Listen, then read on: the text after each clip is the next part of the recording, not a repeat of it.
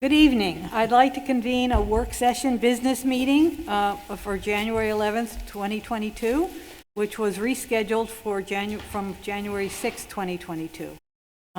Please rise for a pledge to the flag. I pledge allegiance to the flag of the United States of America and to the republic for which it stands, one nation, under God, indivisible, with liberty and justice for all.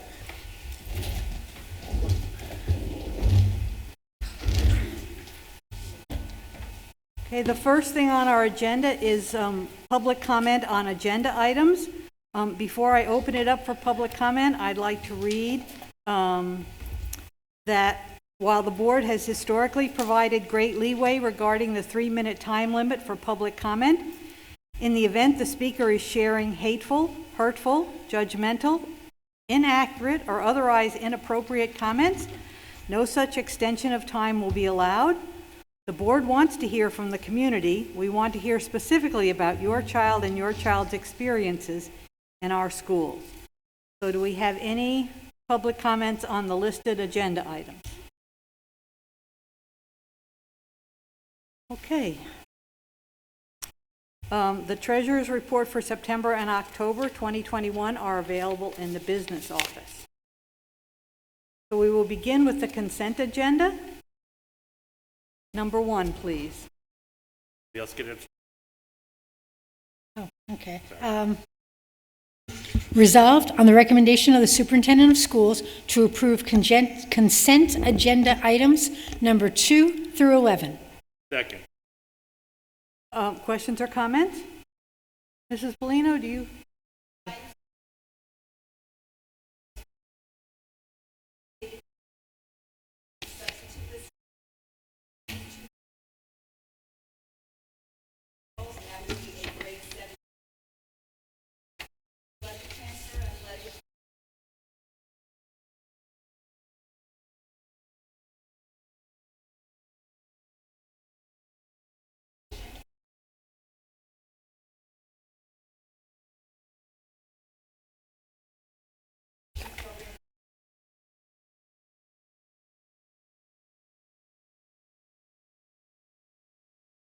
Thank you.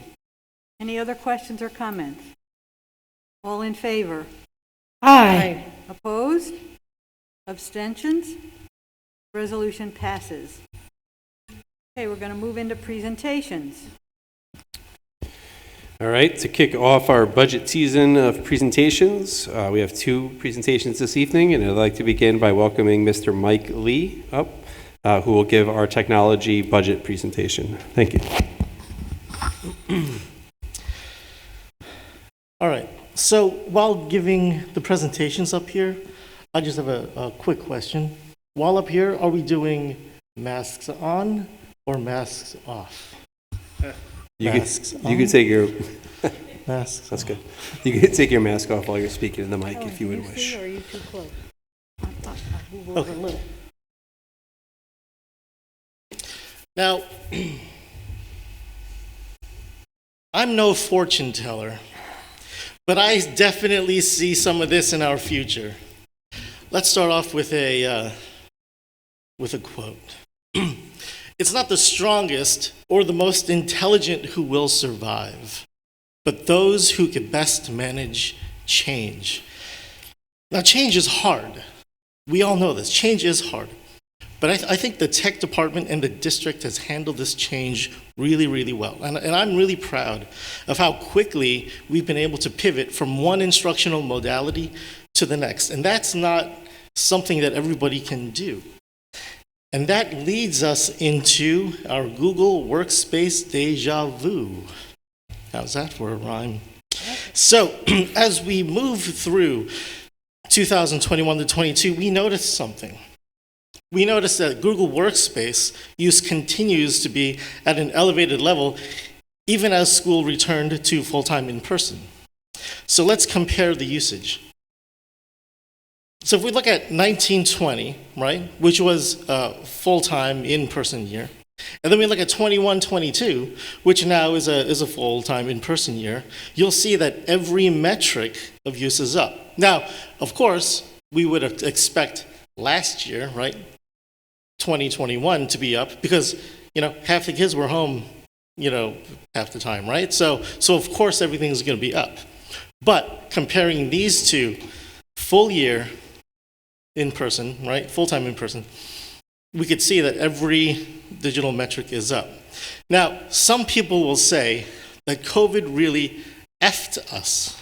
I would tend to agree. COVID forced us to change the way we do business. And that started with how we used all of our digital tools, right? Like we're all Meet experts now. We're all Zoom experts. And look at how the kids and teachers are now using all of this technology a lot more than they were before. Each area shows tremendous growth. Now for some front of the house upgrades. These are upgrades that are focused on supporting, our multimodal teaching. First is Power Teacher Pro. All of the teachers have been migrated to a new web-based gradebook, so they're no longer tied to any one device to get their gradebook work done. That allows for more flexibility. They could literally be anywhere. They could do this on their phone if they wanted to. We're upgrading classroom technology, we're phasing in new interactive displays and document cameras. And we've got TV studio upgrades too. Upgraded in new cameras, lights, audio equipment with remote capabilities. Now, with social distancing and mask mandates, the need to utilize technology to create, express, and emote has really never been higher. The IB program, which is run by Dan Mahoney and Catherine Schutz, really allows students to collaborate and learn hands-on how to work in real-world production environments. They're learning more than just how to make great media. They're learning how to function as a team in the workplace. These days, there's more live stream events now too than ever before. Students in the media program know how to set up and run these events. And an example of that is this year's Color Wars, which was the most watched live stream event in PV history, and also the Student Spotlight Awards. But the benefits aren't just limited to a couple classrooms, a couple classes in the TV studio. There are real district benefits too. The students recently assisted Jackie Levine to produce a video for parents about the Aspire program at the high school.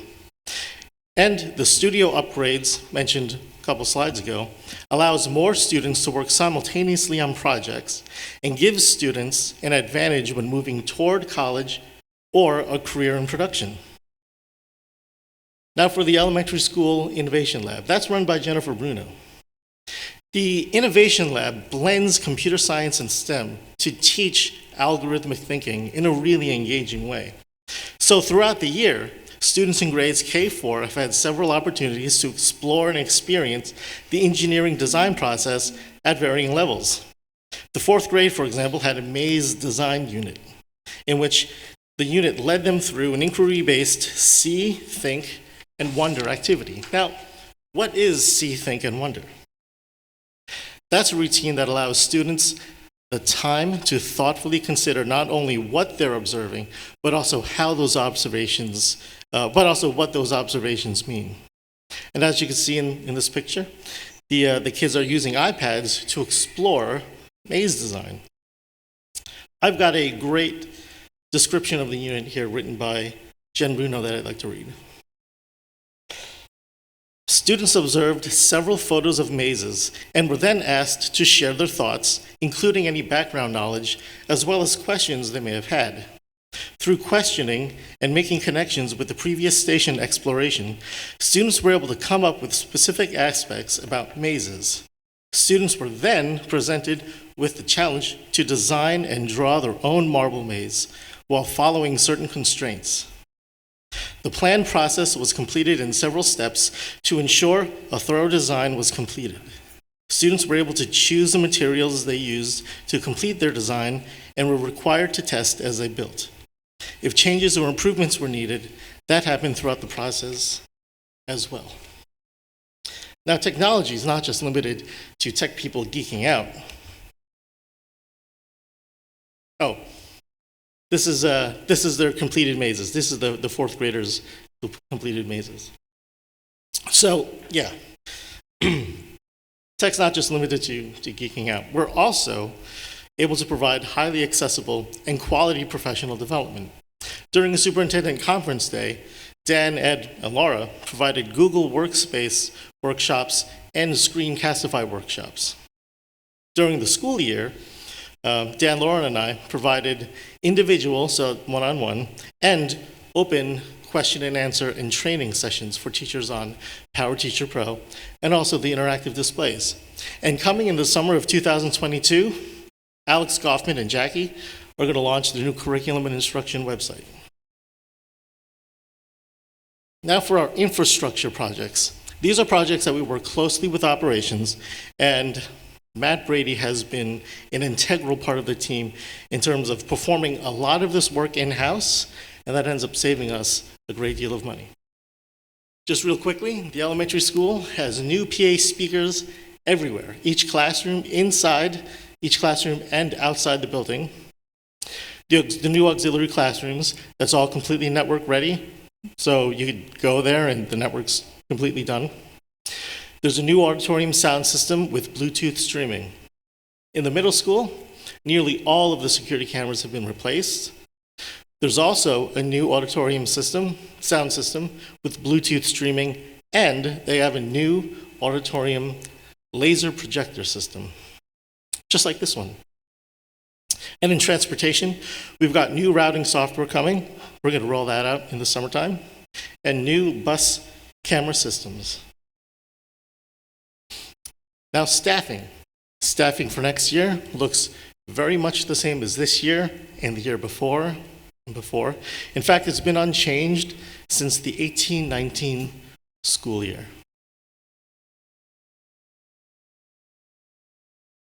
This is a brief overview of all of our expenses. It's pretty much the same as with any year. I'll go to the next slide. And again. So as you can see, the only real financial detail there is our BOCES IPA, how much we plan to spend utilizing the IPA process.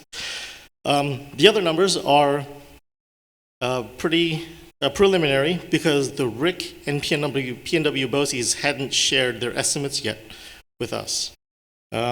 So looking forward in terms of what should we plan to spend on now. To complete this year, we've got the Wellness Center AV system, as well as the PAC audio system for the hearing impaired. To plan for in the future, just new servers to host our VMs, in which we will use the BOCES IPA process for. So there shouldn't be any budget-to-budget impact. And then following that is a plan to replace all of our switches and wireless access points. And for that, we could use the remaining funds in the Smart Schools funds. And so there will also be no budget impact. And let's be frank, TV is pretty awesome. Thanks. Did you plan this? Both No. of you being hot dogs? That was unplanned. I don't even know the kid. But I'm glad he wore a hot dog. I was going to say, Mike didn't know he was being a hot dog either until about 3 minutes before the parade started. So there was not a lot of planning going on any side. Jeremy was like, "You're a hot dog." I'm like, "No, I'm not." Then I was like, "Yes, I am." Michael, I got a few questions for you. Can you tell me a little bit more about the Power Teacher Pro and the challenges that is addressing? Sure. The challenge that it's addressing is that previously we had to have a program running on the laptops, right? So you couldn't just do it from anywhere. You needed to have your laptop. What this does is you could do your grading and all of your teacher functions using any device. So you could be someplace without your laptop and take out your phone. And you'd be like, oh, now I could do my grading. It's just a lot more flexible, and it's a lot more reliable in terms of backups because nothing lives on your device. So you're saying it's a web app as opposed to a native application? Yeah, it's completely web-based. So then you don't have to also do any maintenance on anybody's machine? That's right. Okay. That's right. Yeah. But it's secure? I'm doing It's student still grade? hosted right here, right? Okay. So it's still not going out there on the web. It's still going on our own systems, but it's web-based. Okay. Yeah, so it's completely device agnostic. Do it from anywhere, any device, but all the information still comes right here. Doesn't go out there. Okay. Yep. Following up, also similar question, the benefits or what we hope to gain from new routing software for the buses? So the routing software that we had was getting really old. And the routing software that we had was much like the previous grading software, tied to a certain number of machines. So now what the new routing software does is it'll allow people, for example, if they're quarantined or somehow not able to get to the office, they would be able to do this work at home on any device, because that too is a web-based platform, but also hosted right here. So again, we're not going out there. It's a web program that's hosted by us. So this is not, I know, hadn't been too long ago that conversation had started with thinking of GPS tracking of buses and that type of thing. That's not what this is. That's not what this is. This is just routing software on planning the bus stops and who the buses pick up. And then also, this seems to be in a constant changeover, and I guess technology changes and contracts change, the bus cameras. Mm-hmm. What's the difference with this round of bus cameras that we're talking about? Or is it just making sure everything else that is not outfitted is outfitted? With this, all of the cameras across the entire fleet, our fleet and Orange County's fleet, will be completely unified. And so we could use one system to pull all the footage instead of, 3 systems. Yeah.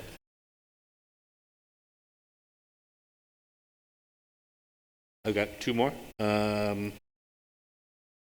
The kind of the strategic decision on, the financial decision and then the practical decisions for the number of laptops versus Chromebooks. Where's kind of the, or with other devices, I should say, not necessarily just Chromebooks. Where is that line? What's the, the numbers? What grade? Is it based on grades, or could you tell us a little bit more of that? Yeah, so I think the current vision that we've got would be the elementary school will be one day Chromebooks. And then the middle school too will also be Chromebooks. The high school here, they really love their actual computers because they do actual computer things. And so here in the high school, there had been expressed a desire to retain their actual computers. So essentially we're migrating all other buildings to Chromebooks or other devices. Right. Because they are cheaper, correct? Significantly cheaper. They're cheaper and they're easier to maintain flexibility in this sort of new environment. Because mostly they're using just web stuff anyway. Yeah, exactly, right? yeah. And then I think my last question, you had answered one of it already about the switches and all that type of thing. We're going to be able to tap into the smart funds. Will that exhaust the final amount of our smart funds available, the smart bonds fund? If I'm smart with the money, no. Okay. It shouldn't. It shouldn't. I've been pricing out equipment that it should not exhaust the rest of it. Thank you. Yep. I have a question, actually, not so much for you, Mike, maybe it is for you, but for Jeremy or Jill. Will the budget presentation, there aren't specific numbers, on here in terms of increases for, yes, Jeremy's reaching for his microphone because that's a Jeremy question. So will that be, later presentation with Jill incorporating all of the increases, things that are stayed the same, et cetera? Yeah, so as the budget presentations go on, more and more detail will be shared. So Jill and myself will give presentations talking about sort of departmental, sort of big picture numbers, and then always before the budget's adopted, the line item budget is made available to anyone who wants to go line by line. My request for all of our administrators when presenting is to really just provide high-level information. Staffing is obviously the driving force behind much of our expenditure, so any staffing recommendations will be discussed during these meetings. Any line items where we know there'll be substantial increases or decreases should be highlighted, and anything sort of down the road that we're looking at that will have a financial impact should be discussed, and that's sort of across the board. In Mike's case, there's not really anything new to highlight in terms of coming in, and there's really no anticipated increase in expenditures. His staffing hasn't changed in many years, and a vast majority of his budget is based upon estimates from BOCES. So we project a percentage increase for whatever those costs will go up, but we don't have those actual expenses at this time anyway. If Mike was requesting to add a technician, or we had an overhaul of a certain system scheduled for next year, those would have obviously impacts on the budget and would have been highlighted in this presentation. So in Mike's case, he doesn't really have any real anticipated increases or any anticipated decreases, so that's really why those haven't been captured in this presentation. If they were expected, he would have covered them here. But always the line-by-line budget will be available to anyone in the community who wants to see it when it's complete. I mean, it makes sense. Present what we want to pay for, at some of these early presentations, and then get down to the details later on. Right. If we started attaching line item numbers to each one of these bullets, these presentations would take hours, and it would be mind-numbingly boring for anyone other than maybe Jill. So that information is always available, but it's not highlighted by bullet in any of the budget presentations. Okay. Thank you. Well, and I need to say to Mike and Jeremy, Jill, the fact that the usage has so increased, hundreds of % in some cases, and the cost is staying level is really, it's great for the people of Putnam Valley. I know it's a lot of work for you all to do all the finagling and wiggling and trying to fixing, and you talk about one-on-one tutoring for, I've been the beneficiary of that. I know that other teachers have, and that's a huge gift to the district. So thank you very much. Mm-hmm. Yeah, I was going to echo those thoughts. I know Putnam Valley has a long-standing tradition of sort of being cutting edge in terms of technology, and that, I think, has only been highlighted in the midst of this pandemic. And as someone with a background in technology, I fully understand the success of our technology implementation is about the people and not about the products. It's not the type of devices we buy. It's not the infrastructure that runs them. We have uniquely talented staff in this district that not only understand and support the technical side, but also understand, support, and provide professional development on the instructional side. Having the same individuals that can fix a broken computer or a switch or diagnose a problem also be the same individuals that work one-to-one with a teacher to teach them how to effectively utilize technology to benefit their students is unheard of in education. Those are normally two totally different people, two totally different positions, two totally different backgrounds. And Putnam Valley is a very unique place where we have super talented individuals that work for our technology department that can support both the technical and the instructional side, and that alone is the reason for the success we have here. So I do want to take this opportunity to thank Mike and the rest of the members of his department. His leadership throughout the last several years I know it's not been eager. They've worked weekends, they've worked nights, early mornings to make sure students have access to technology so the instruction can continue no matter what limitations are in place. So I do want to take an opportunity to say thank you. I'd also like to say, so you mentioned the two aspects of technology, but there's the third, to me, aspect, which is the creative side, which is sort of looking ahead and saying, oh, I saw this program, I think this would be good for teachers, I think this would be good for students, suggesting it, bringing it forward, getting people on board. I mean, that whole thinking outside the box has been huge in terms of keeping our students technologically ahead. Congratulations. Thanks. Thank you, Mike.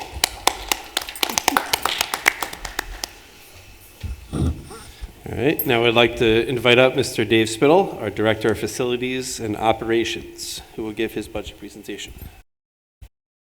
I hope you're as charismatic as Michael was. Oh, man. That's always a tough act to follow. I should have brought Maureen something to put me first. So here's my budget presentation for operations, maintenance, and transportation. I started with staffing here. Our staffing is not changing once again. But to spell it out here, we have 79 people on what I consider our team, and 40 of those are transportation contract with Orange County Transport, and 19 people in operations and 18 folks in transportation. And so I've been, one of the big problems we've had, or that I anticipate, and it's been a nationwide thing, is how to deal with such a large staff and maintaining such a large staff during a nationwide labor shortage, and how to attract new folks and fill positions when they open. So what we've been doing to address that and try to stay ahead of it is I work very closely with Dana Lopez, who does a wonderful job helping me with recruiting. We have begging Jeremy and Jill, and thank you to the board for increasing the sub-rate of pay for cleaners and bus drivers. Really is going to help us attract much more highly qualified people and more people to choose from. And these subs are really a nice testing or proving grounds for the people when they come working as subs. We can see how they do and how they work, and to fill in positions as they open. Retention of existing staff, I think, is the most important in a tight labor market. And to do that, I think it's important to maintain a culture of respect, a positive work environment, and all have a common mission, a greater purpose, so to speak. I'm going to start with transportation.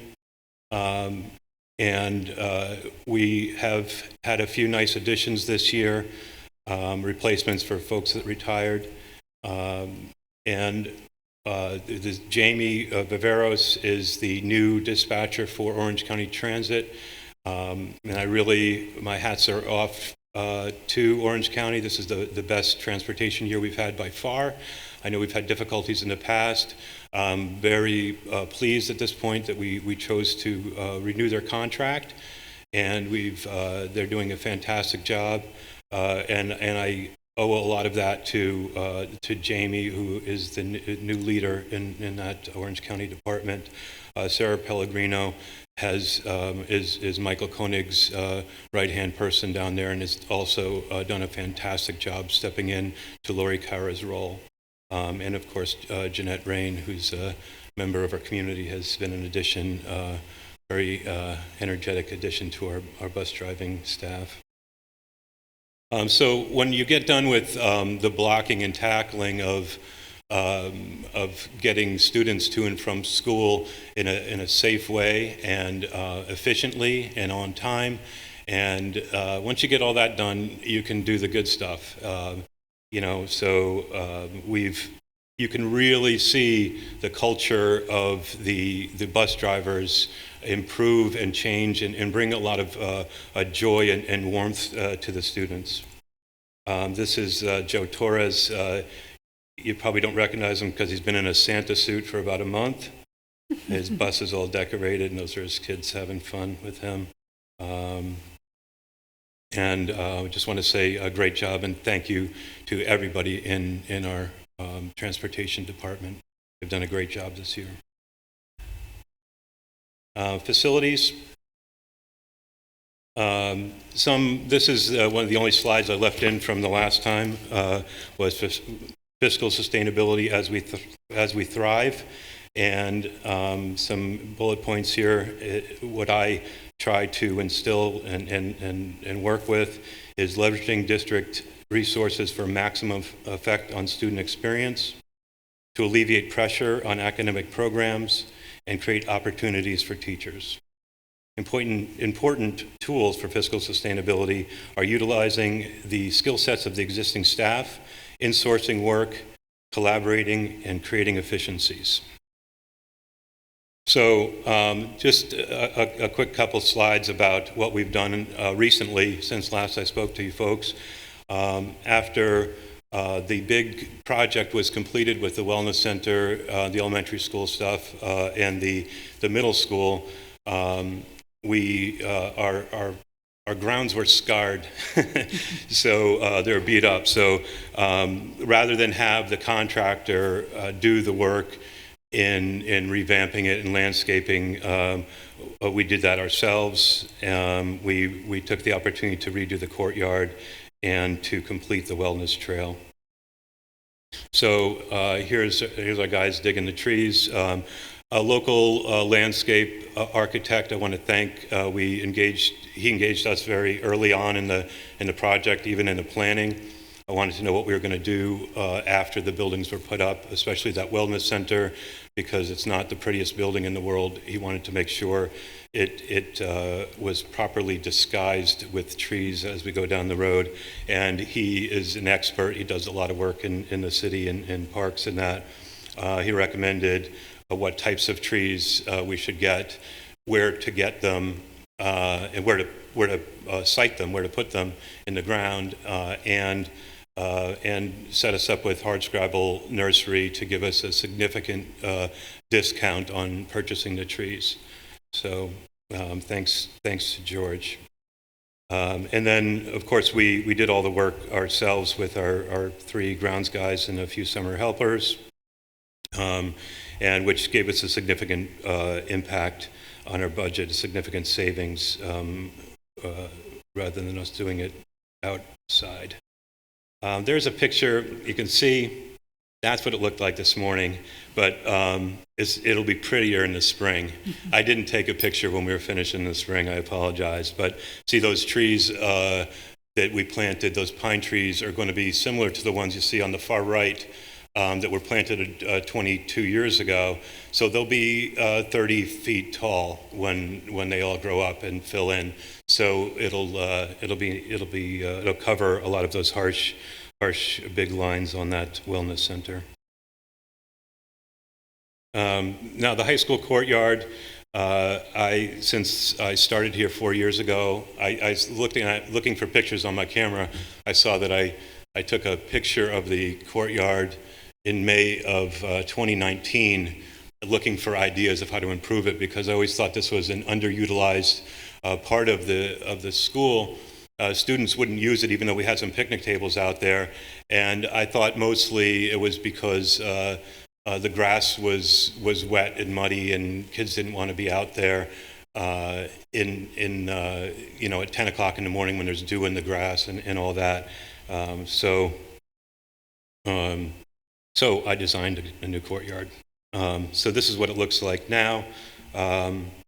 And we had our contractors do that pea stone in there and make this shape to it. And it's actually, we moved the Aspire statue down there as a focal point to the big circle on the end.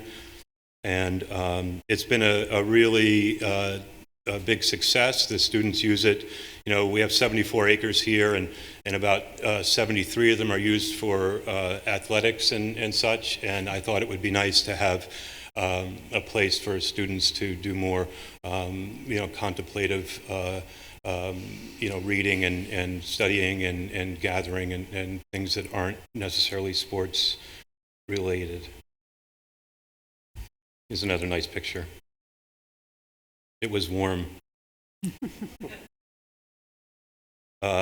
We also we were able to complete the wellness trail. It was always my intent to use that the construction road that goes up alongside of the wellness center to complete the circle of the wellness trail that is a mile-long trail that goes along the perimeter of our property. And it's really been used quite a bit, but now that we have the trail completed, it doesn't have to go through a construction site. It's being used even more. And these are our guys built that bridge and did this final path work. And thanks to the town, once again, they give us free mulch. Coming soon, I didn't know where to put this, but I wasn't able to finish in the fall. We are building a garden out at the end of that home run fence out near the wellness center there, next to the wellness trail. When we took out the courtyard at the middle school to do, that construction over there, there was a garden in that courtyard that was really used quite a bit by the middle school staff and for students to learn about gardening and nature and all that. So we have the materials already and the plan. The guys, as soon as the ground thaws in the spring, we're going to build a nice garden for the campus. Another thing we finished this past summer with the middle school bathrooms, half of them. The south end of the building, upstairs and downstairs, we were able to renovate the bathrooms. I thought these you can really see in the before shot here why I was so passionate about getting these things done, because they looked a little better when I went here back in the 70s, but they never were great.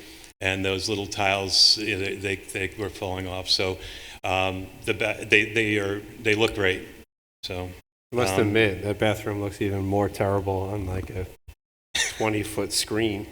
I know. That is ugly. Youch. So, new bathrooms, and the other set, the rest of the bathrooms in the building will be done to match this coming summer. That'll be later in the presentation.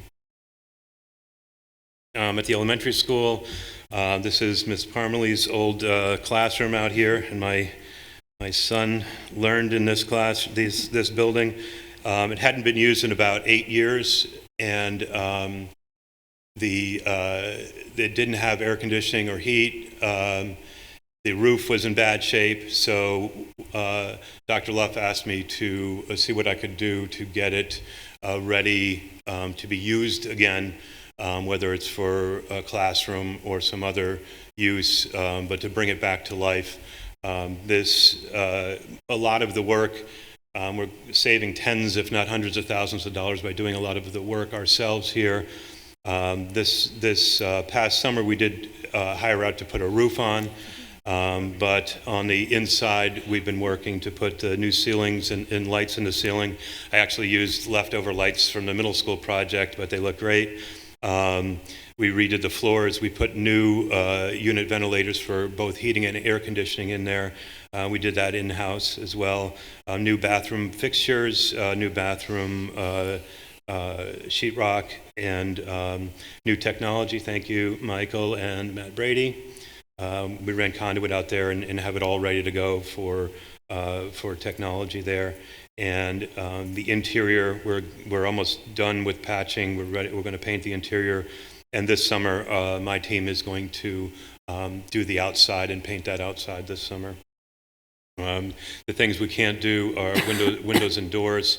We're looking at getting quotes from window and door contractors to hopefully replace those windows and doors this summer. A little word about collaboration. I put that as one of my tools that we use here. Some neat little project. The Go Green Club, Georgia Sommer took that over and wants to do more with it. And, that's one of my passions, is that the sustainability stuff. So she and her students walked around the wellness trail and looked for ideas of what they could do. And we came up with bird houses and butterfly houses to put in that field section of the trail. And the first effort, we kind of looked at Home Depot birdhouses, and they were little tiny, really not great. So I talked with Mr. Danko and asked if his students in the high school in the STEM room could make birdhouses. And so he had his students design and make these birdhouses, and they're in the process of designing and making some butterfly houses as well. I delivered those over to Mrs. Sommer today, and she's thrilled. She's going to have her students have researched what colors attract local birds, and they're going to. She bought the paint. She's going to start having them start painting them this Thursday, and then once they're painted, and the bird and the butterfly houses as well, we're going to have our grounds crew install them out in that field on poles away from the bears. So that's a section of the trail that goes through that field. We'll put them out in the high grass out there, and hopefully we'll attract some birds that the kids can check out. These are capital projects that are underway, and by that I mean we're budgeting for them. So in the elementary school, outdoor learning spaces, we're looking at KG&D. We're looking at the end of the first grade wing. There's some nice areas out there. Dr. Luft has asked me to explore some opportunities for outside learning, based on the pandemic, and brought a lot of wanted to bring more outside opportunities, and I think it's good for the kids too. So we have KG&D working on some concepts there. We're in that conceptual stage. The modular building upgrades that I just talked about, water improvements, for filtration system at the elementary school, and an alarm system upgrade. We have to upgrade the alarm system. It's on copper right now, and we need to change it out. So I'm working with a wonderful tech team on getting quotes on getting that done. Transportation building, when we're redoing the modular building outside, one of the uses it had was file storage. We think it would be a better classroom than a file storage room, and we have a lack of storage district-wide, as all schools do. So I've been searching for a place to put our files. It needs to be secured, and we have KG&D working on a cage to go on the mezzanine in the transportation building up there, and we think we can fit all of the files that need to be secured, and most of all of the files up there out of the way. It's not being used for much right now. The middle school bathrooms I talked about, the north end of the building will have the bathrooms just like I showed a picture of. High school, we're doing some roof repair here, and phase one of our roof repair, the most immediate needs. Walter from KG&D and a roof consultant and I spent about 3 hours walking around on the roof, and these are their suggestions. Didn't want to surprise you guys with a big number, 3, 4, 5 years from now when things started to get bad. We have a few leaks, but nothing's critical, but things are getting closer. It's 22 years old. So, and the courtyard learning wall to finish off that courtyard with a nice space to have the students for teaching opportunities and presentation opportunities out there, and some HVAC upgrades at school.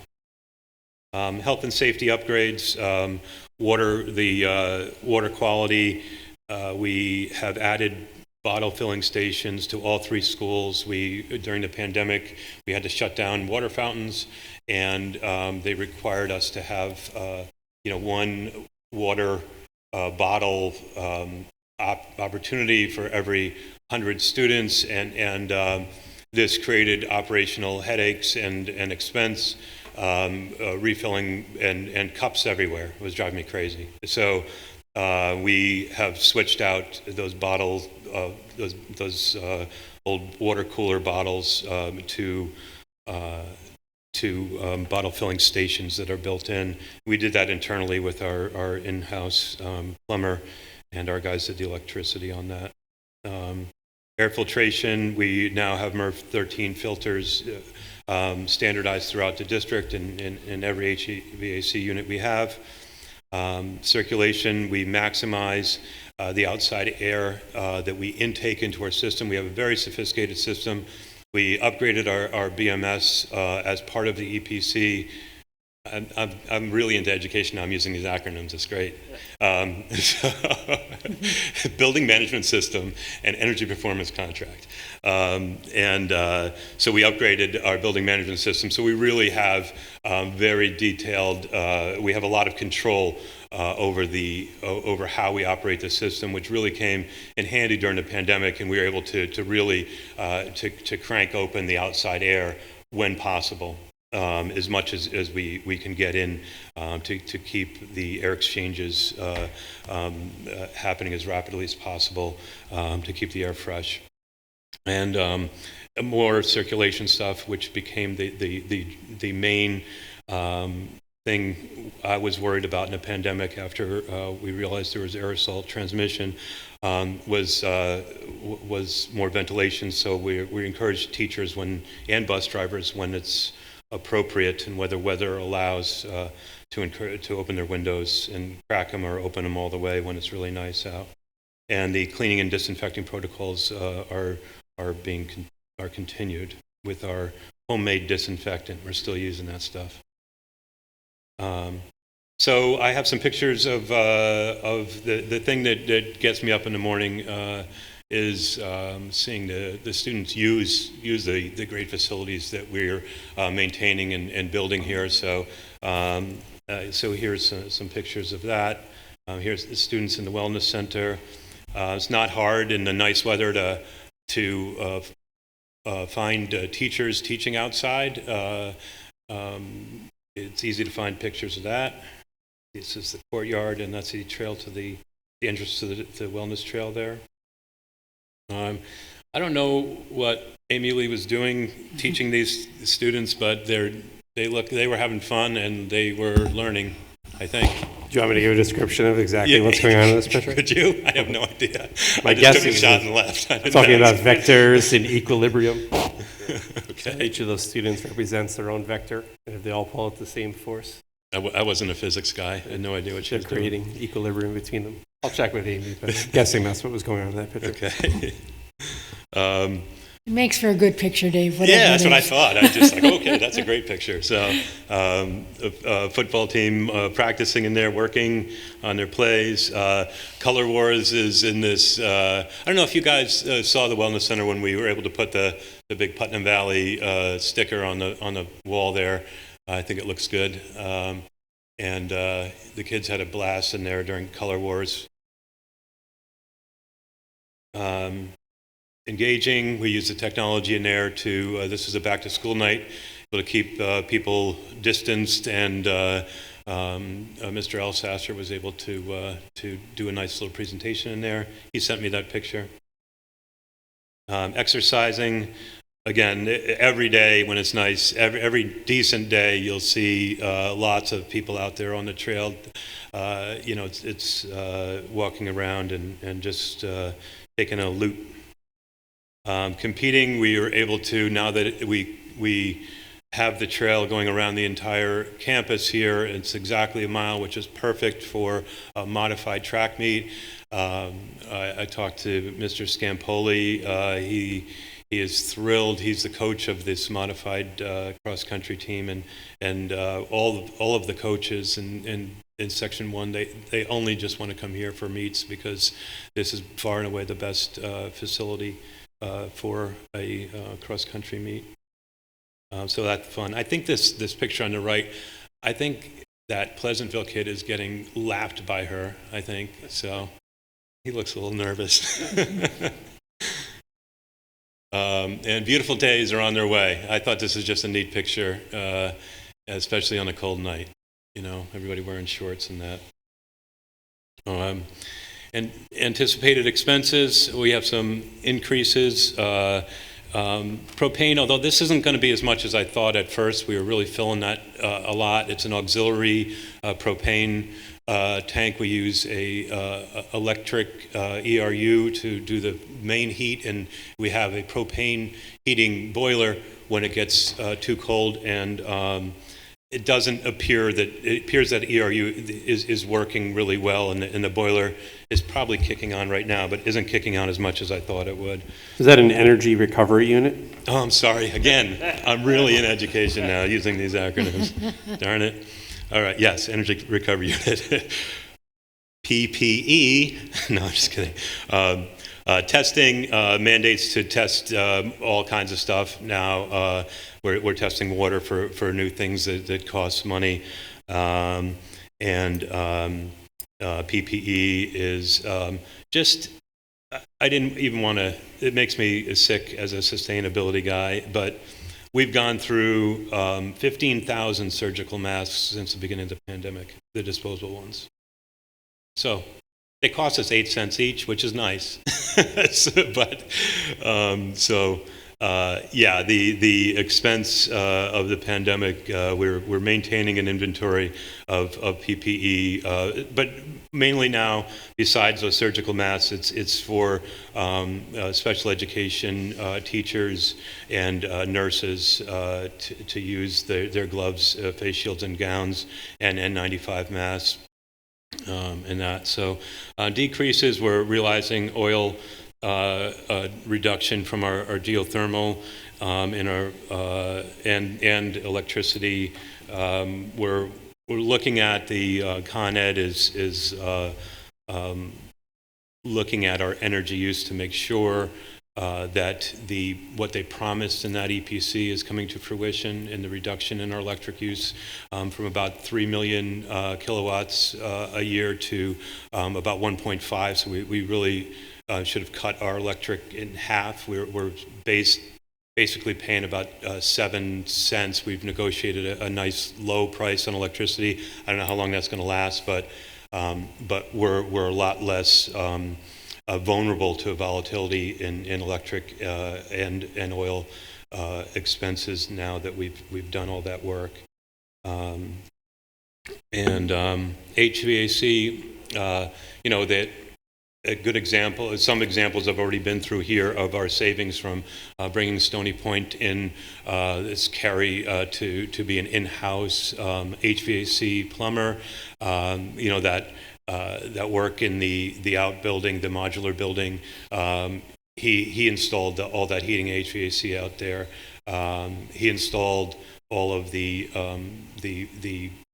bottle filling stations, but that's not HVAC. But that's the next line. But our HVAC expense, we should see a significant reduction in that. And also plumbing, we used to hire plumbers to do a lot of work here. They don't come here anymore. And irrigation, we had worked on that every year, and we don't need to do that anymore either. Looking ahead, we're obviously always talking about the future and trying to look over the horizon to make sure that we keep improving our facility here and maintaining it. So we see some additional, besides what we're planning to do this summer, some additional high school roof repair.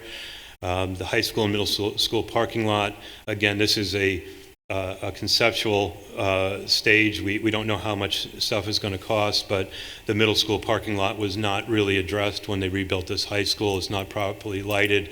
Pedestrian walkways don't really exist. I'm nervous. I'm out there every day at dismissal. Diving in front of cars anyway, it makes me nervous out there. So a middle school parking lot resurfaced and redesigned. The retaining wall at the high school, you can see it's crumbling a little bit. That's in the parking lot. We're going to need to replace that at one point. The 22-year-old, this brand new turf, fantastic athletic facility down there, is 22 years old. So the fencing, if you've looked at it closely, is beat up. The track needs to be resurfaced, and the brand new turf is now almost 8 years old. Wow. So sorry guys. Again, we're going to have to start looking at that. It'll last for 3 or 4 more years easy, and still be safe to play on and all that. But we want to start planning for that now. The dugouts for baseball and softball, there's no roofs, so on them they're not great. So those should be replaced or built new ones. I talked about the turf replacement and the lighting out there. Dave Kantrowitz and I were on a call yesterday with a lighting person. Some of the lights are starting to fail, and they're not really available anymore. So they're old lights. When we did the lighting upgrade to the entire district to LEDs to save all that electricity, we didn't touch those, and some of them are going out now, and the ballast you can't get, and that. So we're looking at soon, sometime in the next 3-4 years, getting new LED lights for the lights on there. An additional lighted turf area is something we've been thinking about, and there's a lot of use. There's not a lot of flat space in Putnam Valley, period, to play on, and our fields, our grass fields take a lot of abuse, and it's hard to maintain them. It takes a lot of work to maintain them and keep them up to snuff. And something I just put in there because I've been starting to do some research about it and think about it. Is looking at electric vehicles in the future and ways to charge them. Michael started with a quote. I'm going to finish with one. Into it too has gone the hope. This is about this school, building this school in Putnam Valley. Into it too has gone the hope that by giving our young people the greatest opportunities that this school presents, that Putnam Valley is making its greatest gift to civilization, since the human race climbs upward only through its children. That's from Israel Ben Schreiber at the dedication ceremony in September 16th, 1935. Wow. Questions?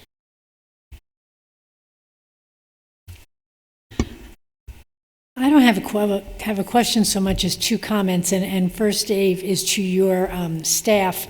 I think we've all worked in places where people live by the motto, "That's not in my job description," and your people throw that out the window. It just seems amazing that there is just such ease with someone who's a cleaner is outside planting in the summer, and it's just whatever is needed. We can paint. Why are you going to bring somebody else in to do that? We take it for granted, but I think it's not. It's far more unique than we think it is. So I just want to commend if anybody listening, but please let them know.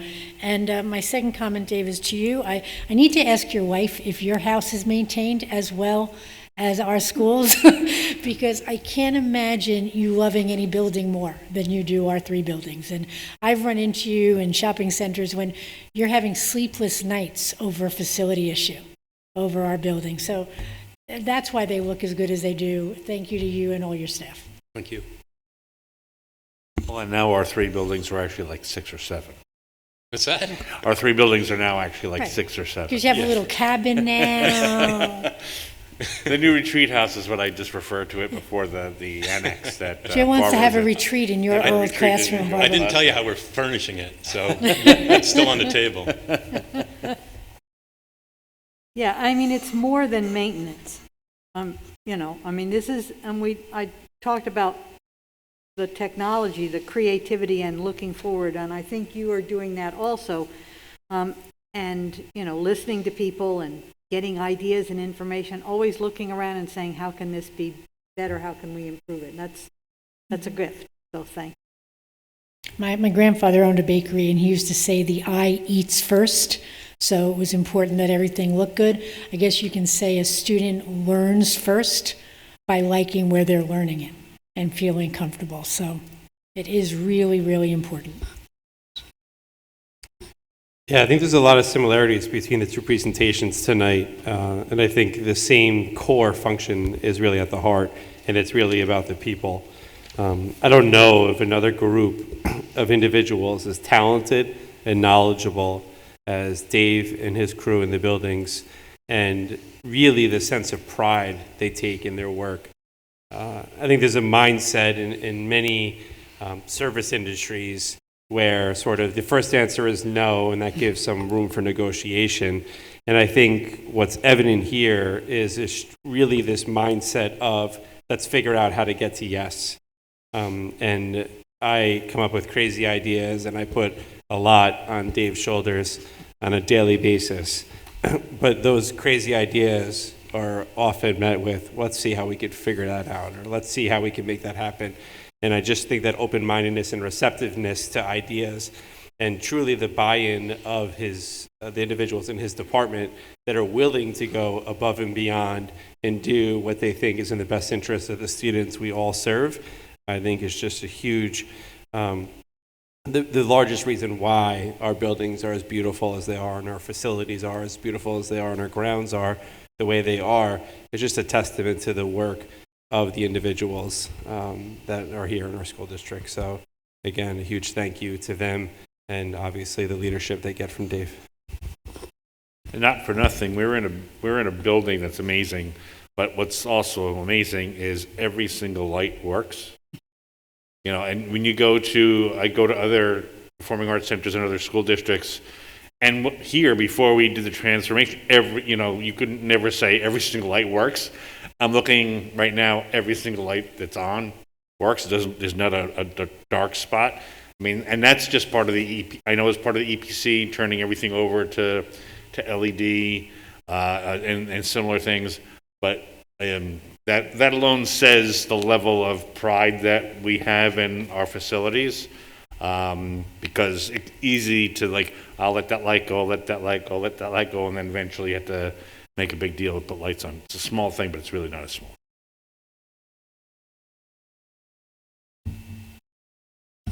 Thank you very much.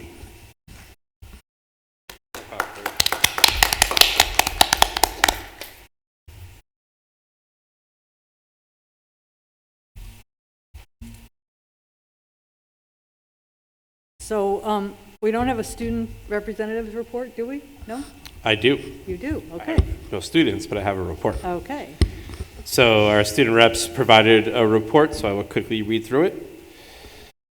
It reads, we're glad to be back in the building after winter break, although with all the uncertainties, even with all the uncertainties of the COVID cases rising, we would like to thank everyone involved in keeping our schools open.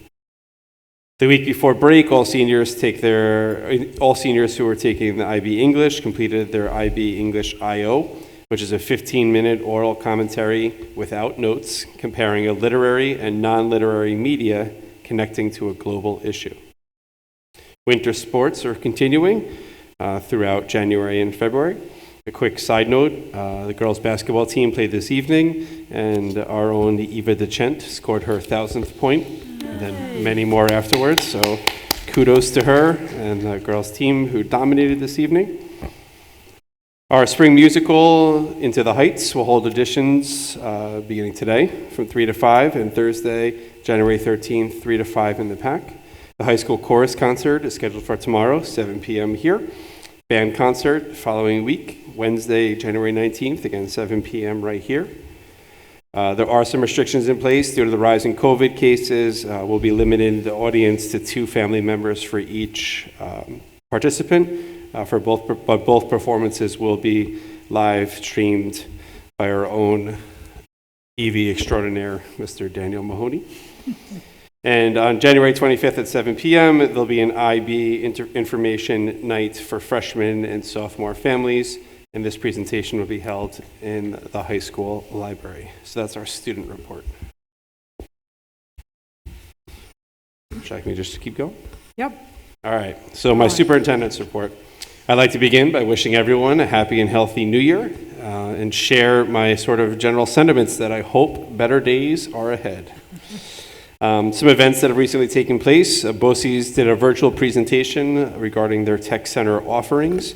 We have many students participate in the Putnam Northern Westchester BOCES Tech Center, and their programs continue to grow, expand, and really gain relevance in terms of vocational training. Altaris is continuing their workshops on school safety. Each of our buildings and their emergency response teams work closely with Altaris to make sure that even in the midst of a pandemic, that our buildings are safe and secure.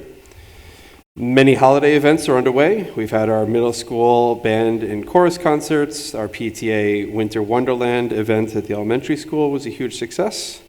I spoke with Ms. Chulo, who the weather did not cooperate yet.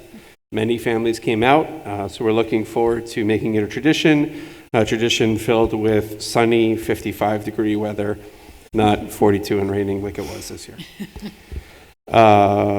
We participated in a bus ride along with Senator Serino, our previous town supervisor, that sounds weird to say, Mr. Oliverio, and our incoming town supervisor, Jackie Anabi, along with some of our Putnam Valley School District administration. So it was nice to be on the bus, sort of relive how the documentary that was made by a student regarding crossing the Taconic, and really Sam's version of how this events unfolded and eventually resulted in the bridge being built. So it was a good time. The Putnam Valley Booster Club held their first alumni basketball tournament. We had many students come back and participate. I believe there was 4 teams that participated. At last check, nobody hurt their knee or pulled a hamstring. So they were obviously recent alumni and not former alumni like myself. And we had a wrestling tournament here on December 18th. Sharing some good news, Ileana Garcia Alcia was selected to be the League of Women Voters of Putnam County's representative and participant in the 2020 League of Women Voters Students Inside Albany program conference in May. So congratulations to Ileana. I had mentioned previously, Eva DeChent scored her 1,000th point. New York State Controller's Office recently completed their IT audit. I think our technology department passed with flying colors. The recommendations made by the auditors were very minor in nature. The district's response, along with the auditor's findings, will be published on the State Controller's Office website. But I do want to take an opportunity to thank again both Jill Figuerella and all of her staff, because they started in the business office, and Michael and his staff because they ended in technology. But really, they're, I would say, very minor in terms of what findings can be, which is a testament to the hard work of everyone here in Putnam Valley to keep our systems and operations safe. All right, my favorite topic, another COVID update. So as previously shared in my last district communication, the district has paused contact tracing. I think we saw Governor Hochul today share similar sentiments in terms of contact tracing across New York State. We are continuing to notify parents of exposures, but we are not identifying those close contacts and students who will not be able to attend school. That's just, again, a temporary pause once the number of cases subside, and we can, again, manage the amount of work that goes into that, assuming that the other systems, the local health department and the state health department, go back to contact tracing, that we will continue to do the same.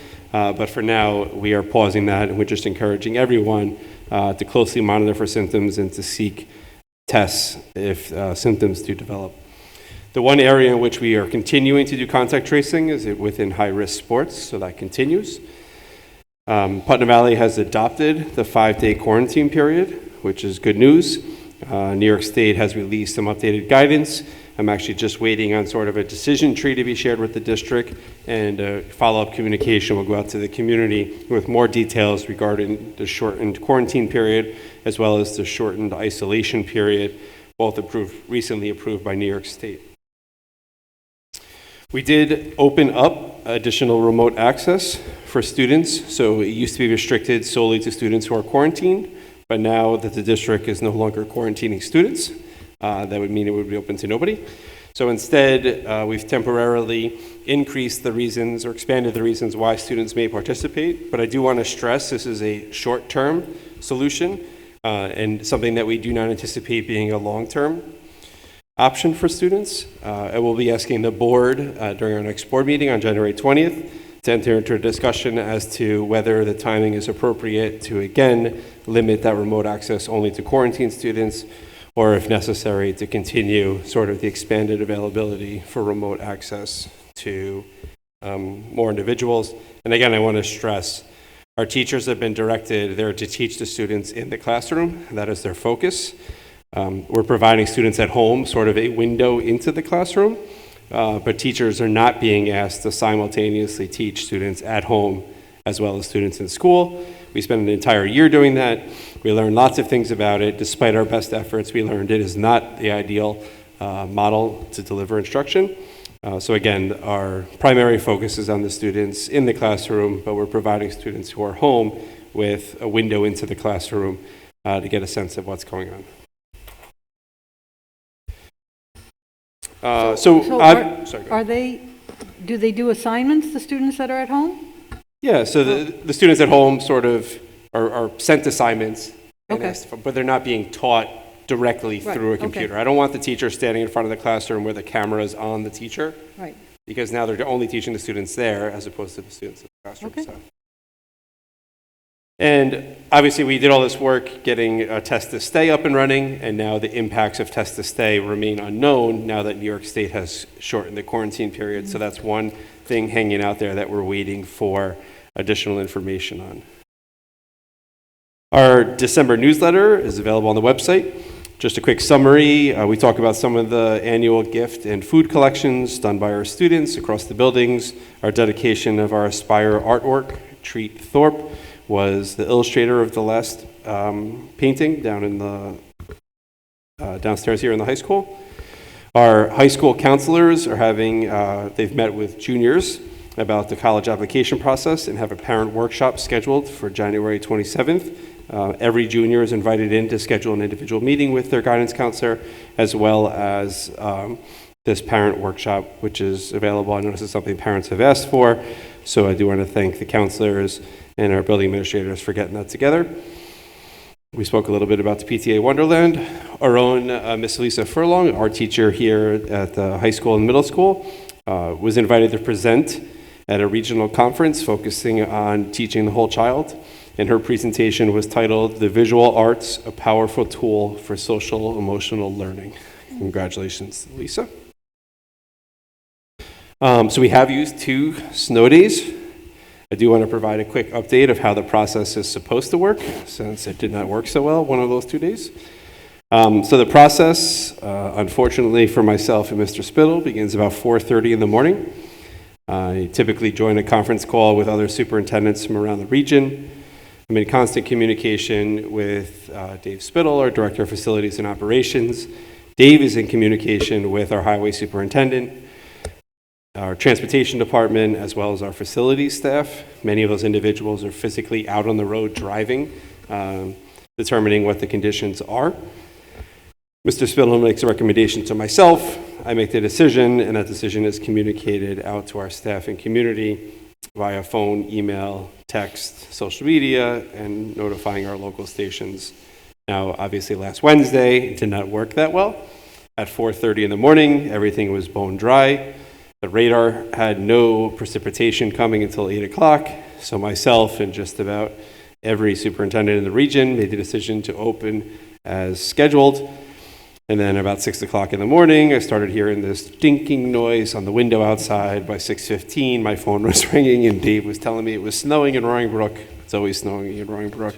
And then we quickly had to transition and make the call. So I do apologize to anyone who was already en route. We had staff members that were already in the building, but it was evident the right decision was made. The roads got really bad, really fast. There was terrible accidents all over the place. So I apologize for the delay, but I do believe the correct decision was made.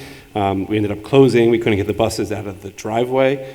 They were just spinning their wheels, unable to get out of the parking lot. So that was a sign that the roads was probably not a good idea to open. So that was a quick little rundown. So we have 2 days used. We have 4 left on our schedule before any days would have to be given back. I did want to provide an update regarding recent conversations regarding library book lending, specifically at the high school. So I've been working closely with Ms. Demain, our high school librarian, and there's sort of 2 quick little updates I wanted to provide. One is just it's been a long-standing practice, but I do want to emphasize high school students that are looking for a particular book or viewpoint should contact Ms. Demain. If we do not have the book or that viewpoint represented, Ms. Demain will help the individual locate it. We really take pride in having a diverse library. Obviously, balanced is difficult to have exactly the same number of one as another, but we want to make sure that multiple perspectives are available across many topics.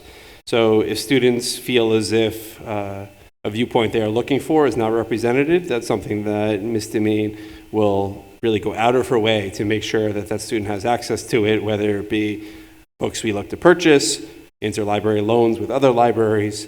Ms. Demain is really passionate about what she does for a living and will go above and beyond to get any students the information that they are looking for as deemed appropriate. So that's just a current practice that I wanted to remind students of. The new practice is any high school parents who wish to approve the library books their children check out should email Ms. Demain to make that request. I know the library circulation system is looking to update the software in a way to make this easier, so more user-friendly for librarians to do. But for now, Ms. Demain has been willing to take on the role to sort of maintain the list. So this is an opt-in process. If parents want to opt their child into sort of parental approval before taking a book out, that's something that we're certainly willing to facilitate. And Ms. Demain will take leadership of that here at the high school. So any parent interested in approving any books their child takes out of the library should contact Ms. Demain via email. Looking at some upcoming events, we spoke about the high school concerts this week and next, women's leadership workshop. Many of our administrators are taking advantage of that. Superintendents from the region are meeting with the new sheriff tomorrow morning over in Carmel, so I'll be over there to meet Sheriff McConville. High school band concert we spoke about, and then upcoming board presentations. We have athletics and special education on January 20th, and then the first meeting in February will be our high school presentation, as well as a curriculum instruction presentation by Ms. Levine. Thank you. Breathe now. That's a lot of stuff. So I noticed that the elementary school is also having a band and chorus concert, but it's going to be in the PAC because of spacing? Yep. Okay. So for anyone who's been to an elementary school concert, those are the most well-attended. We have more students participating in the elementary school chorus and band than anywhere else. So it made sense to move them to a location like this, which is much larger, where individuals could sort of more freely spread out. So that's the plan for the elementary school for this year. If we want to go, do we need to contact Susie? You know someone, I think you're covered. No, it's not. Attendance is still 3 weeks away. Right. It's the chorus concert, high school chorus, high school band, and then the elementary school concert. So things may be very different in 3 weeks, so we're not going to sort of make a decision now. But we'll communicate before then whether there's limitations on number of individuals who could attend, or anything that needs to be done in advance of the concert, so parents are aware. And they'd all be live streamed anyway? Or Well, the high school ones are the going high to be school live is? streamed. Right, not The the elementary too? Sorry. Dan gave that a Dan says 2 yes. thumbs up, so that sounds like a yes to me. Okay. Okay. And Jeremy, quick question about the library opt-out process, opt-in, whatever, opt-in. Opt-in. Opt-in process. Did that go out in a communication from the principal? Is it going out? Is it still a work in progress? How will parents know that that exists? So it has not yet gone out, because I Okay. wanted to speak about it here first, but we Great. can certainly make sure that information is shared with the community at large. Okey-dokey. Thank you. Dr. Luft, on the quarantine and staffing front, how are we doing on being able, on cases, students, faculty, et cetera, and how are we doing on maintaining staff? So the quick answer is we're still open, which is a good sign. We're doing pretty well, especially on the staffing side. We had many individuals who tested positive over sort of the break, but each day more of those individuals come back. We're seeing more come back than new infections and people leaving, which is a very positive sign. Timing-wise, it actually really worked out for us. In terms of timing, we have more available subs when the college kids are home than any other time of year. So we were able to take really proactive measures in terms of like calling in subs in advance of the absence being needed, right? Knowing that we were going to need more people than we could necessarily plan for. So we took really proactive measures of calling in many subs to cover positions, knowing that vacancies will emerge in the morning. And we were really able to weather it. I mean, there was a tremendous amount of work on behalf of our administrative colleagues to make sure their buildings were staffed. We had administrators covering classrooms. It was really an all hands on deck situation, especially that first Monday. But I think it's slowly improved every day since. Students testing positive, sort of a case-by-case basis. We've seen a large number of students in the elementary school recently, but each building has sort of had their own turn. I think the really positive piece is since we've been back, which is now a little over a week, minus a couple of snow days, is we've had no cases that we know of the virus spreading within our schools. So it speaks volumes to the mitigation strategies we have in place, all of the ventilation and filtration and all the things that Dave spoke about, social distancing, universal mask wearing. It just shows that all of those things are helping us keep our schools open and keeping the students safe there. Almost entirely all of our positive cases are traced back to exposures from outside of school, whether it be family members, outside activities, but really no cases. And that's really the one, even though we're no longer identifying close contacts, we are closely tracking that. Right? I need to know if we have instances where the virus is spreading within our classrooms, because that may require us to send individual classes remote or make other changes.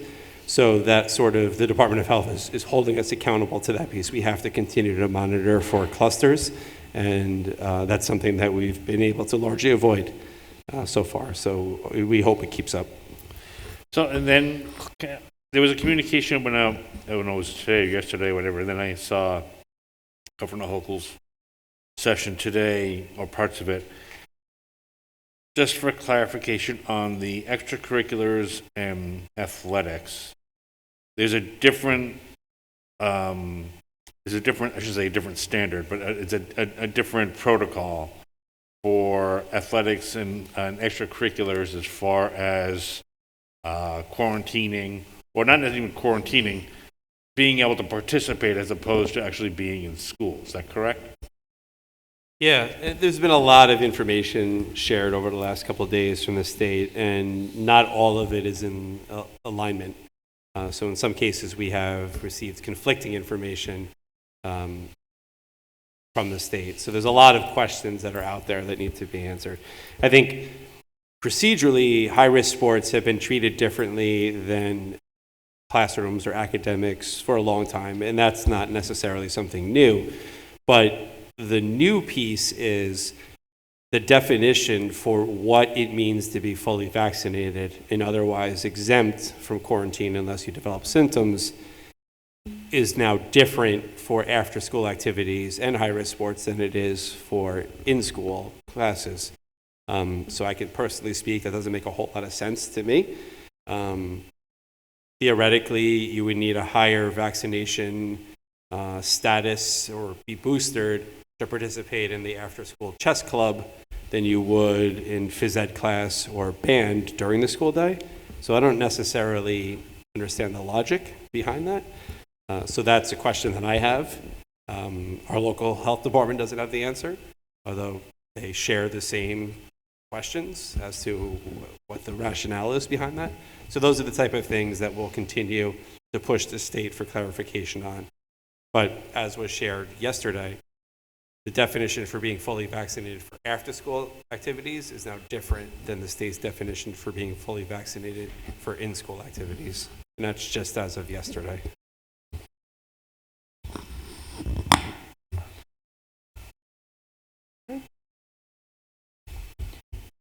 All right, so we'll move to new business. The first agenda item, please. Resolved on recommendation of the superintendent of schools to appoint Caitlin Floor as a long-term substitute teaching assistant at the middle school effective January 3rd, 2022 through February 2nd, 2022, or sooner, at the discretion of the Board of Education at the substitute salary rate of $95 per day. Second. Questions or comments? I would just like to say, as a student of Katie's in fitness classes, I can personally attest to her classroom management skills and her ability to motivate and encourage and support her and empower her students. If she can get me to exercise, what she can do in the middle school, it has no limits. So we're very lucky to have her. Okay, all in favor? Aye. Opposed? Abstained? Resolution passes. Number 2, please. Oh, that's me.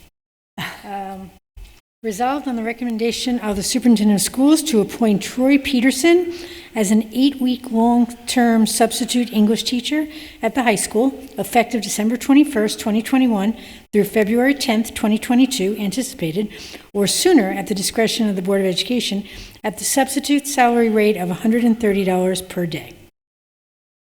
Second. Questions or comments? All in favor? Aye. Opposed? Abstained? Resolution passes. Number 3, please.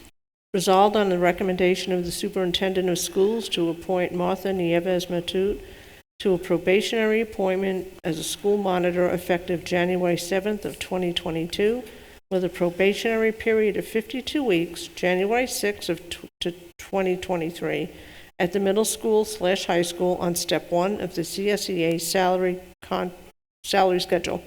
Second. Questions or comments? All those in favor? Aye. Opposed? Abstentions? Resolution passes. Number 4, please. Resolved on the recommendation of the superintendent of schools to approve a team merger with Haldane Central School District for softball during the spring 2022 season, as per document number 10822, attached to the agenda and official minutes of this meeting. Second. Questions or comments? Dr. Luft, is this because we need more students or because Haldane needs help? Both. So the driving force behind this is we do not anticipate having larger enough team. students to fully field a softball team for this year. And Haldane has very few, I think maybe 2 students that are looking to join the team. So this is a merger that will sort of invite those athletes into our team to help make our team a little more full and a little more competitive. But in subsequent years, that could always, if it ended up shifting the other way, this provides us the flexibility to do so. But for now, it'll continue to be a Putnam Valley team, and we'll be merging with Haldane students to participate to help bolster our numbers. Did they not have a team last year? Haldane? I don't know. I don't know whether Haldane did or not. He's been monitoring COVID cases. He was not watching Haldane's softball season. All those in favor? Aye. Aye. Opposed? Abstentions? Recommendation passes. Number 5, please. Resolved to authorize the superintendent of schools to enter into an agreement with KG&D Architects for professional services in support of a roofing project at Putnam Valley High School as per document number 109/22 attached to the agenda and official minutes of this meeting. Second. Questions or comments? I just want to highlight, as Dave spoke about it earlier, we made the decision to address the most needy areas first, rather than sort of patch and hold off and hold off and hold off and then do the entirety of the roof at once, with hopes of by spreading out that expense, it'll be easier for us to absorb within the budgetary constraints we have, to whatever extent possible we could do that, and avoid there being sort of a one lump sum full replacement cost. So if we phase it now, then we project forward that phasing should continue. So we're never facing sort of one large complete replacement. Instead, to be able to phase the replacements based upon the information we received from the roofing consultant. Okay, all those in favor? Aye. Aye. Opposed? Abstained? Resolution passes. Number 6, please. Resolved on the recommendation of the superintendent of schools to accept the resignation of Christina Ekendy, a lunch monitor from the district, effective December 23rd of 2021, as per document 110/22, attached to the agenda and official minutes of this meeting. Second. Questions or comments? All in favor? Aye. Opposed? Abstentions? The resolution passes. Number 7, please. Resolved on the recommendation of the superintendent of schools to award bid number 2021-2022-02, Putnam Valley Middle School toilet room alterations, SED number 4805, 03, 04, 00, 004, 0016 to Purity Corp. In the amount of $491,700 and $5 per square foot for abatement. Second. Questions or comments? All those in favor? Aye. Aye. Opposed? Abstentions? Resolution passes. Okay, we're going to open it up for public comment on any topic, but I would remind you that in the event that a speaker is sharing hateful, hurtful, judgmental, inaccurate, or otherwise inappropriate comments, extensions of time will not be allowed. We want to hear from you specifically about your child and your child's experiences in our schools. So, do we have any public comments?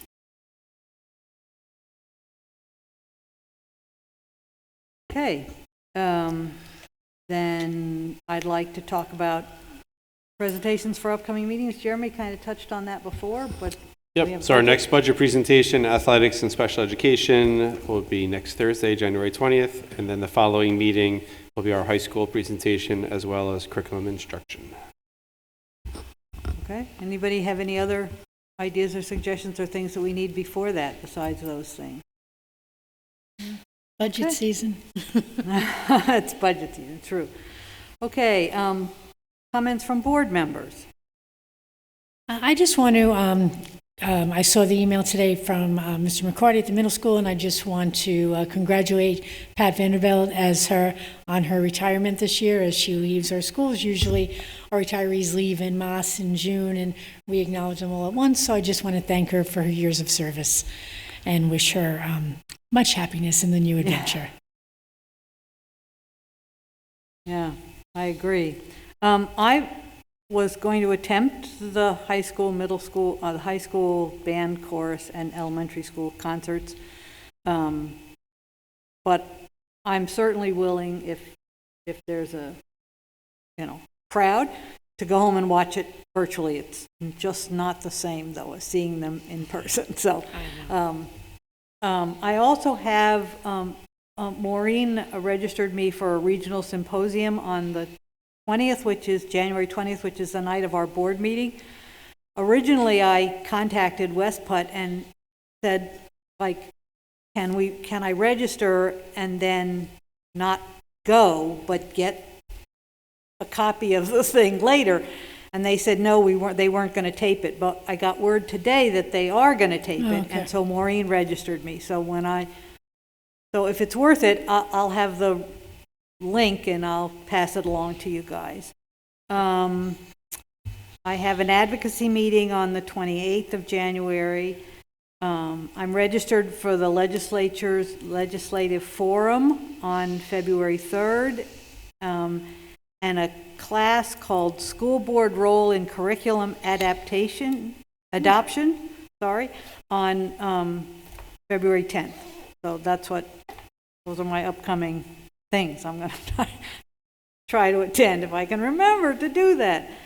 They're all of them virtual, which makes it nice because it means I don't have to travel and I can do it from the comfort and warmth of my home.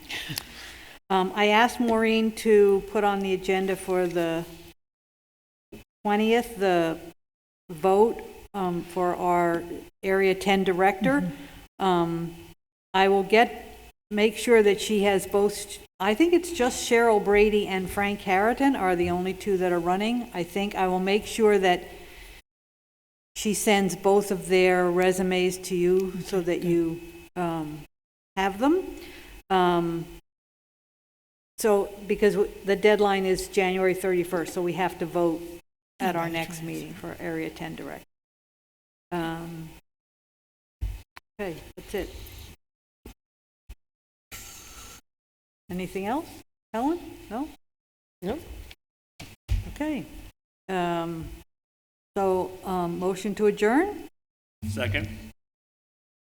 All those in favor? Aye. Opposed? Okay. Thank you very much. Have a nice Year's. evening. Have a good evening, everyone. Happy New Year, everyone. Stay warm.